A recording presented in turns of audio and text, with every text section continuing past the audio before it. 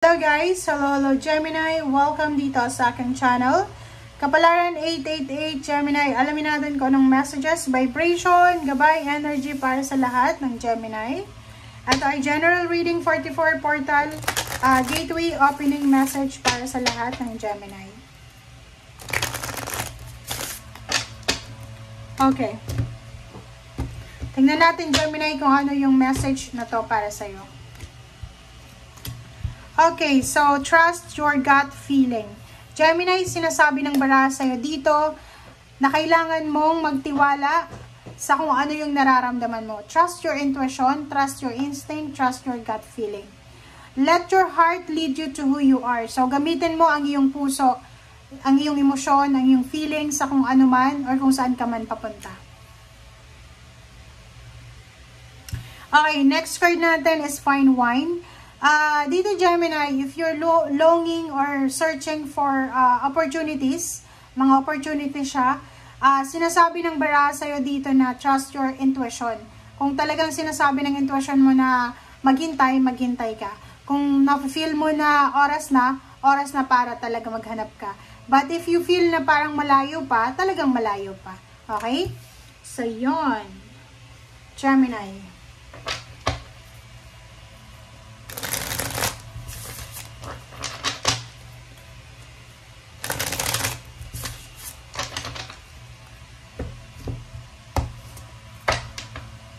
Okay, first card natin sa second deck, reverse.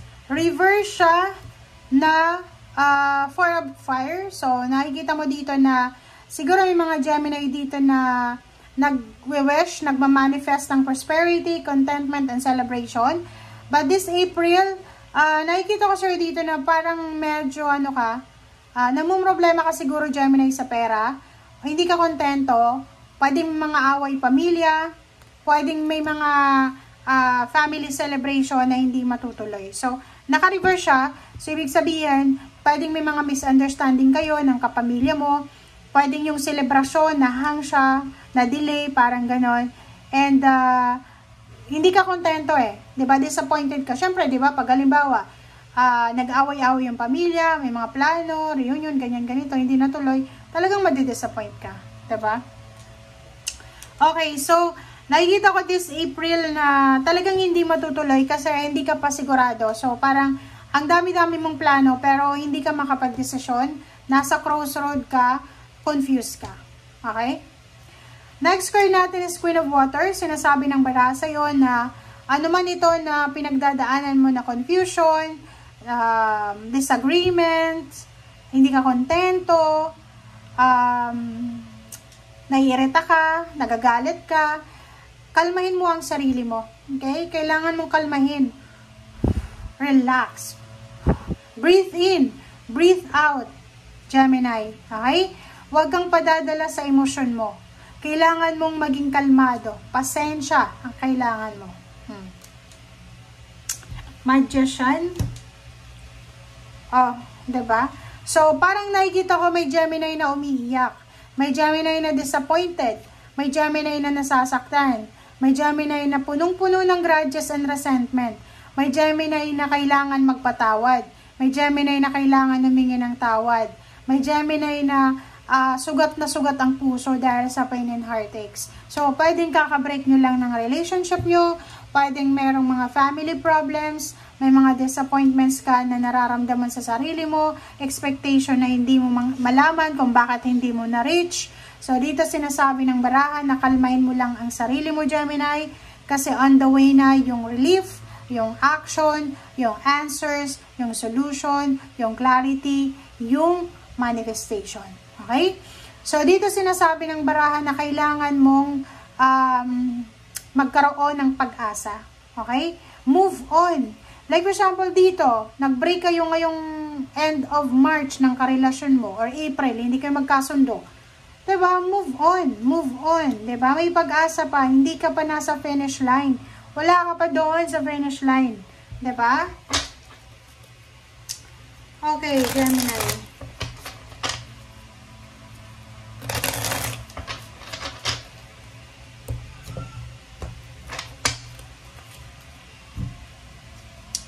Okay, 4 of Earth and 5 of Earth.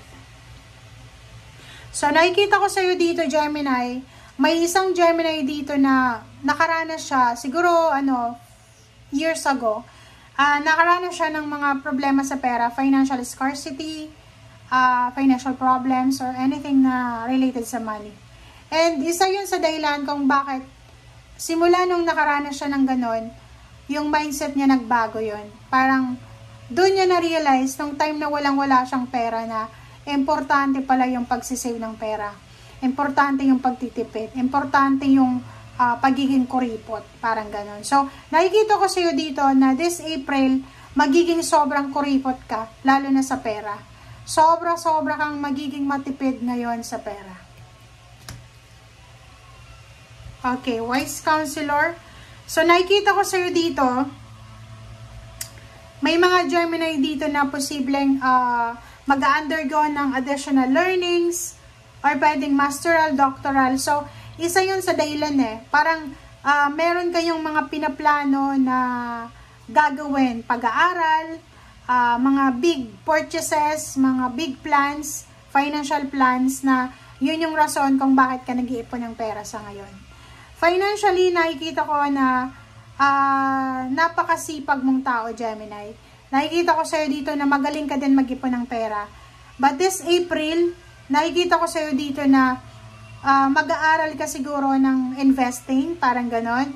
Mga financial literacy, parang ganon. So, nakikita ko sa'yo dito na this April, nakafocus ka sa pagre-research, sa pag-aaral kung paano pa palalaguin yung pera, paano po yung pag-invest, paano yung manage yung pera, paano yung tungkol sa financial literacy. Yun ang nakikita ko sa'yo. Knight of Air and then 8 of Water. So, these last two cards na to, nagsasabi sa'yo na maraming balita. Maraming balita ang pwedeng dumating sa'yo or marami kang makikita online, sa internet, or sa physical. Maraming tao yung pwedeng magkwento sa'yo ng mga paraan kung paano kumita ng malaki. Kung paano, kung like sa internet, sa ibang bansa, or sa ibang lugar. But, nakikita ko sa'yo dito na this April, ang focus mo sa ngayon is yung maghanap ng swerte sa ibang bansa. Sa ibang bansa, sa ibang lugar.